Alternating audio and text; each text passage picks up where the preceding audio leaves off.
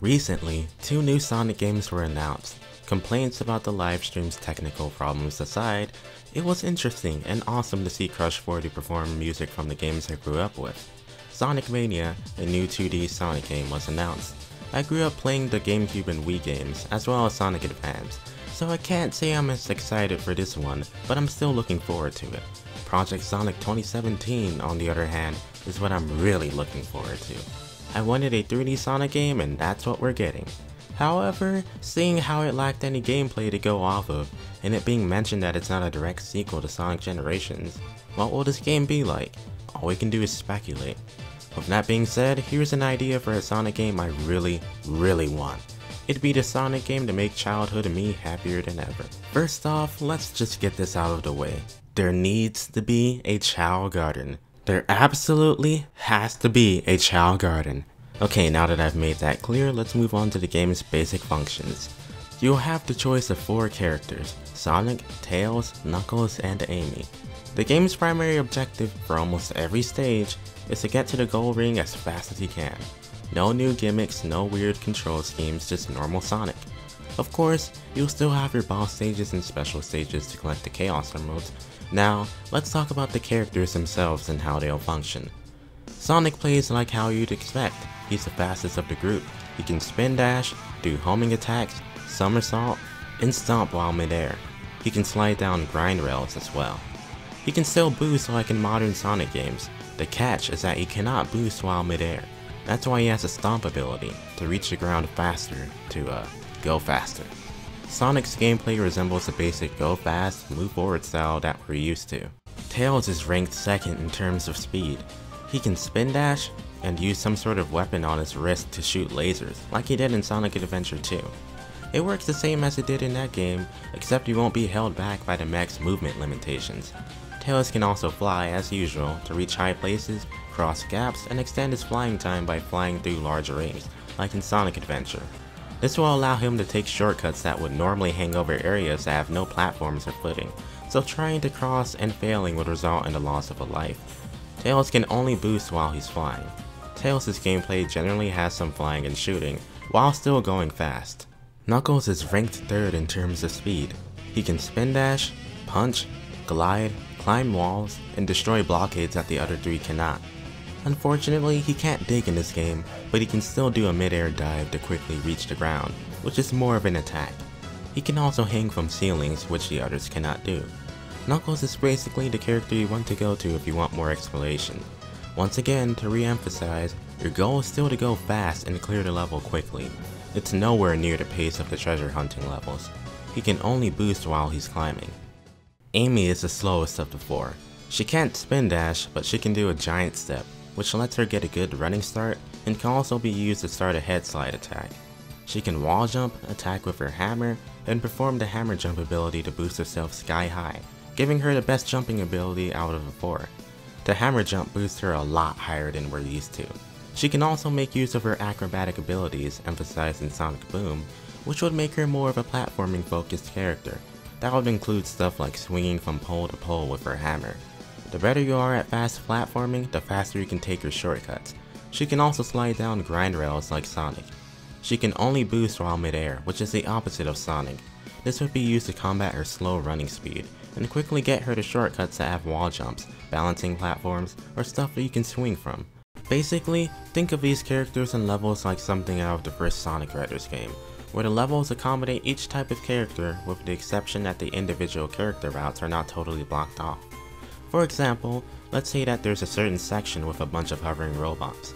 Sonic's the only one that can do a homing attack, so he'd naturally be the only one to make it across, right?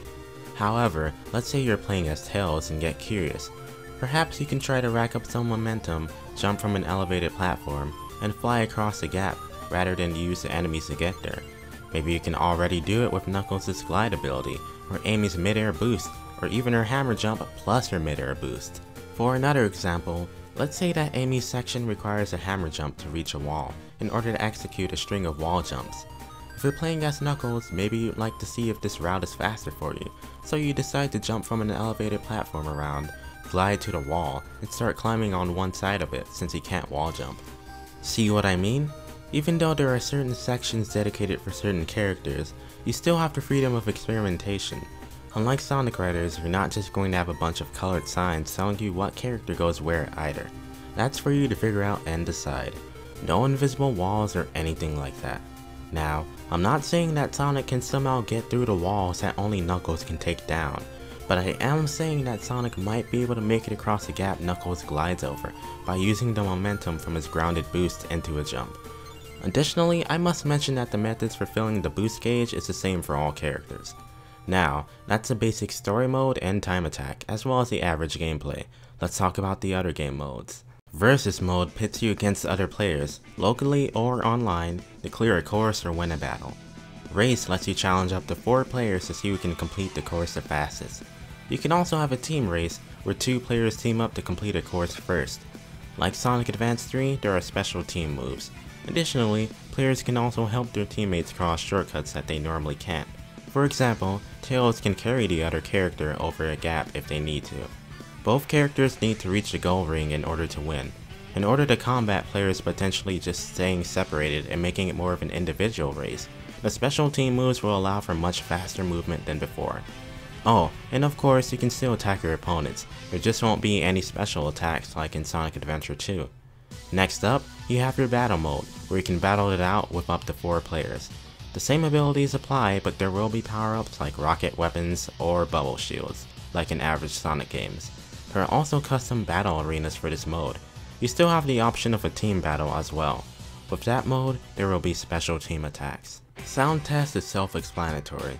It's been a constant thing in Sonic games. I'd love to see it stay this way. Concerning the levels, it'd also be nice if there are individual missions for each zone, like in Sonic Adventure 2. The first missions, of course, would be to just get to the goal ring.